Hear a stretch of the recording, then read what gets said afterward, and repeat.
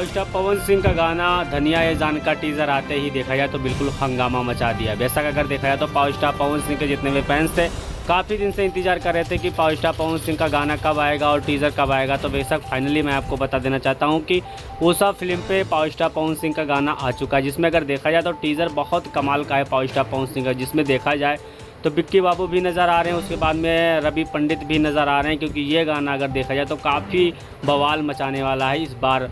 बेशक अगर देखा जाए तो पावर स्टार पवन सिंह का ये गाना फिर से एक नया इतिहास रचने की तैयारी में लगा हुआ है। दूसरी सबसे अपडेट मैं आपको देना चाहता हूँ कि पावर स्टार पवन सिंह का जो गाना आने वाला है, इस गाने का टीज़र तो 100% आप लोग के बीच में आ चुका है, लेकिन गाना भी बहुत ही जल्द आप लोग के बीच में आने वाला है। लेकिन सबसे इम्पोर्टेंट बात ये निकल के आती है कि ये गाना क्या अपने आप में एक नया इतिहास रच पाएगा कि नहीं रच पाएगा। आप लोग 100% कमेंट करके हमें बताइए, क्योंकि गाना काफ़ी कमाल का होने वाला है। और साथ ही साथ में अगर देखा जाए तो इसमें जो जोड़ी दिखाई दे रही वो भी काफ़ी कमाल का ब्लास्ट होने वाला है, क्योंकि विरोधी लोग काफ़ी ज़्यादा तंज कस रहे थे।